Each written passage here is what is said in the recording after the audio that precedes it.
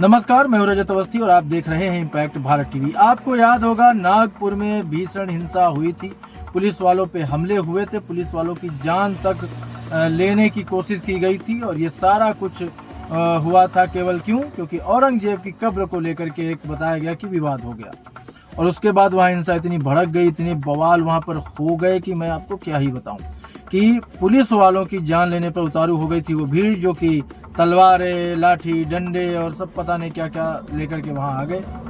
लेकिन यहाँ पर एक सवाल मेरा पिछले एपिसोड में मिला था कि लोगों ने कहा कि भाई आहत हो गए, बार बार औरंगजेब की कब्र को हटाने की मांग हो रही थी, इससे कुछ एक समुदाय आहत हो गया। तो मेरा ये मानना है कि अगर एक समुदाय आहत हो गया तो जो संभाजी महाराज के साथ उस औरंगजेब ने किया था उस पर जो बाकी के लोग हैं वो आहत क्यों नहीं हुए, दूसरा समुदाय उस पर आहत क्यों नहीं हुआ? मेरा ये क्वेश्चन है। अगर ये क्वेश्चन मेरा गलत है तो आप बताओ कि गलत है। एक समुदाय ही केवल आहत क्यों हो जाता है, बार बार दूसरा समुदाय आहत क्यों नहीं होता? ये मेरा क्वेश्चन है। तो ये सारी घटनाएं हुई थी। अब उसमें एक आदमी का नाम आया, बताया गया कि उसी ने सारी प्लानिंग की और उसे गिरफ्तार किया गया। अब उसके घर पर बुलडोजर की कार्रवाई शुरू हो गई है। तो अब उस घटना के बारे में हम आपको बताएंगे कि अब तक इस नागपुर घटना में क्या सामने आया, क्या क्या हुआ। पहले आप उसको सुन लीजिए और समझिए, फिर आगे की इस पर हम बात करेंगे। तो नागपुर हिंसा के मुख्य आरोपी फहीम के घर बुलडोजर चला। 500 दंगाइयों को भड़काने का आरोप है, देशद्रोह का केस है, औरंगजेब की कब्र पर विवाद था। औरंगजेब की कब्र हटाने को लेकर नागपुर में हिंसा के मुख्य आरोपी फहीम खान के घर पर सोमवार को बुलडोजर चलाया गया। हिंसा के एक आरोपी यूसुफ शेख के घर का अवैध निर्माण भी तोड़ा गया। अभी आप समझ लीजिए, अवैध निर्माण तोड़ा जा रहा है, यानी कि कुछ भी तोड़ देगा कोई। नागपुर नगर निगम ने संजय बाग कॉलोनी यशोधरा नगर में मौजूद फहीम के मकान का अवैध निर्माण हटाने के लिए रविवार को 24 घंटे का समय दिया था, जो सोमवार को पूरा हो गया। फहीम का मकान उसकी पत्नी के नाम पर है। नगर निगम ने उसकी बिल्डिंग परमिशन अप्रूवल में गड़बड़ी को लेकर कार्रवाई का नोटिस दिया था। नागपुर में 17 मार्च को औरंगजेब की कब्र हटाने को लेकर विवाद के बाद हिंसा हुई। इसके मास्टरमाइंड फहीम समेत 6 आरोपियों के खिलाफ देशद्रोह का केस भी दर्ज है। फहीम पर 500 से ज्यादा दंगाइयों को इकट्ठा करने और हिंसा को बढ़ावा देने का इसमें आरोप उस फहीम पर है और इसी के तहत ये बुलडोजर की कार्रवाई हुई है। तो कोई ये नहीं कह सकता है कि बुलडोजर की कार्रवाई बस ऐसे ही हो गई है, वो कानून के दायरे में है, अवैध निर्माण हटाया जा रहा है। और उसके बाद माइनॉरिटी डेमोक्रेटिक पार्टी के शहर अध्यक्ष फहीम खान को दंगा और आगजनी की घटनाओं के 2 दिन बाद 19 मार्च को गिरफ्तार किया गया था। वह अभी पुलिस की हिरासत में है। फहीम ने 21 मार्च को सेशंस कोर्ट में जमानत के लिए याचिका भी लगाई थी। उसका दावा है कि उसे राजनीतिक प्रतिशोध के चलते गिरफ्तार किया गया है, क्योंकि उसने विश्व हिंदू परिषद कार्यकर्ताओं के खिलाफ कार्रवाई की मांग की। अब आपको हम बता देते हैं कि फहीम खान कौन है। पूरा नाम फहीम शमीम खान है, उम्र इसकी 38 साल है। ये यशोधरा नगर नागपुर का रहने वाला है। नागपुर में झड़प शुरू होने से पहले भाषण दिया था इसने। भाषण ने इलाके में सांप्रदायिक तनाव को भड़काया है। माइनॉरिटी डेमोक्रेटिक पार्टी का शहर अध्यक्ष है। 500 से ज्यादा लोगों को इकट्ठा किया और हिंसा इसने फैलाई। 2024 के लोकसभा चुनाव में केंद्रीय मंत्री नितिन गडकरी के खिलाफ चुनाव लड़ा था और ये लगभग 6.5 लाख वोटों से हार गया था। आप समझ रहे हो इस व्यक्ति के बारे में, कोई मामूली आदमी नहीं है। ये रखता है ताकत लोगों को इकट्ठा करके कुछ भी विवाद फैलाने का, ठीक है, आप ये समझ लो। हिंसा के 5वें दिन शनिवार को सीएम देवेंद्र फडणवीस ने नागपुर में प्रेस कॉन्फ्रेंस की थी। उन्होंने कहा था नुकसान की भरपाई दंगाइयों की संपत्ति बेचकर वसूली जाएगी, जरूरत पड़ी तो बुलडोजर भी चलाया जाएगा। फडणवीस ने कहा था कि पीड़ितों के नुकसान की भरपाई की जाएगी, जिन्होंने पुलिस पर हमला किया उनके खिलाफ कठोर धाराएं लगाई जाएंगी, उन्हें कब्र से भी हम निकालेंगे खोद कर। तो ये एक बड़ी चीज है। अगर कार्रवाई इस तरह की हो रही है, अच्छी बात है, बड़ी बात है और होना चाहिए इस तरह की कार्रवाई को। तो ये अच्छा एक्शन देखने को मिला है और यूपी की तर्ज पर है बुलडोजर एक्शन जो देखने को मिला है महाराष्ट्र में। महाराष्ट्र के छत्रपति संभाजी यानी कि जो पहले औरंगाबाद था नगर के से औरंगजेब की कब्र को हटाने की मांग को लेकर बजरंग दल और विश्व हिंदू परिषद ने 17 मार्च को पूरे महाराष्ट्र में प्रदर्शन किया था। इस दौरान नागपुर में हरे रंग का कपड़ा जलाया गया था, ऐसा अफवाह है, हम इसकी कोई पुष्टि नहीं कर रहे हैं। इसे लेकर विवाद हो गया, जिसके बाद से हिंसा का रूप उसने विवाद ने ले लिया और पुलिस ने भी ये क्लियर किया था कि कपड़ा क्या जलाया गया क्या नहीं, ऐसा कुछ नहीं हुआ है। मुख्यमंत्री जो देवेंद्र फडणवीस उन्होंने भी कहा कि अफवाह थी, ऐसा कुछ नहीं हुआ है। ये जबरन किया गया है। दूसरे पक्ष ने आरोप लगाया कि प्रदर्शन में हरे रंग की चादर जलाई गई थी। मैं आपको जो भी बता रहा था, आरोप है ये, किसी ने नहीं देखा, जिस पर कुरान की आयतें लिखी हुई थी। हिंसा भड़कने के बाद शहर के 11 पुलिस थाना क्षेत्रों में कर्फ्यू लगा दिया गया था। हिंसा में डिप्टी पुलिस कमिश्नर स्तर के 3 अधिकारी समेत 33 पुलिसकर्मी घायल हुए थे। पुलिस वालों पे हमला हो गया। जो महिलाएं थी ना पुलिसकर्मी, उनके कपड़े फाड़ने की उस भीड़ ने कोशिश की। वो भीड़ नारे लगा रही थी कि ये हिंदू पुलिस वाले हैं, इनको छोड़ना नहीं।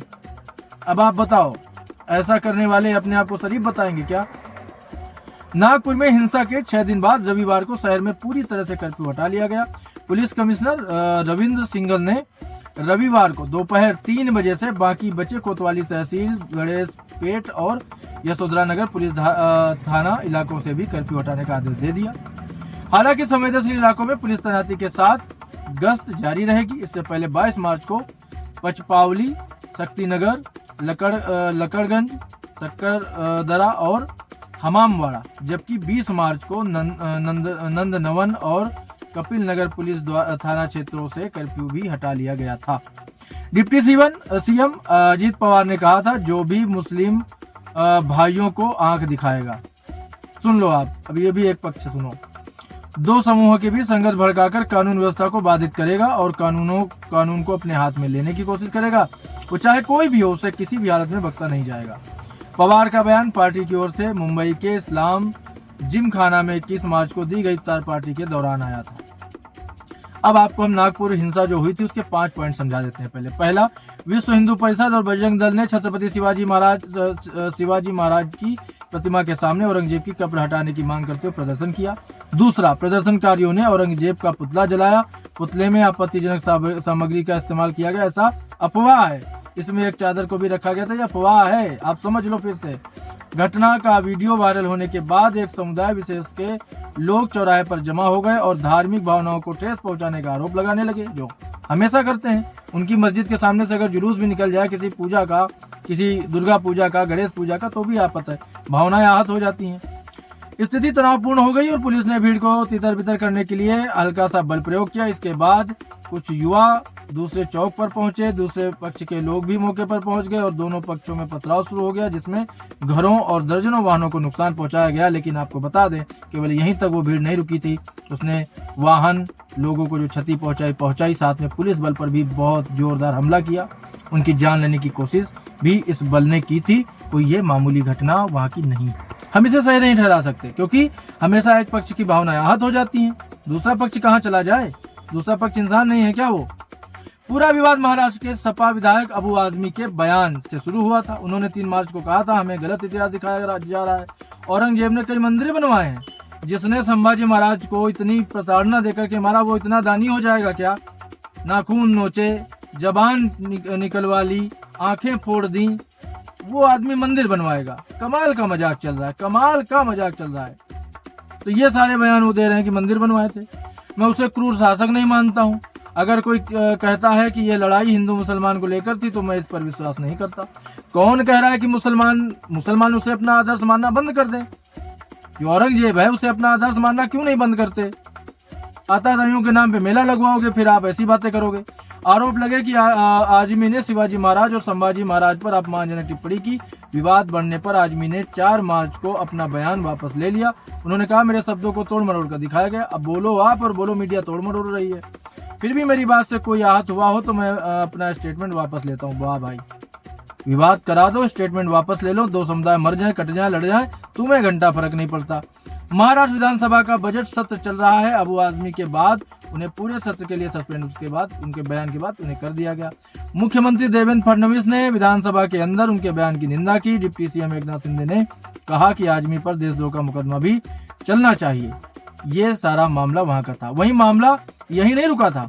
उत्तर प्रदेश के मुख्यमंत्री योगी आदित्यनाथ ने भी यूपी विधानसभा में बजट सत्र के दौरान आजमी के बयान की आलोचना की थी।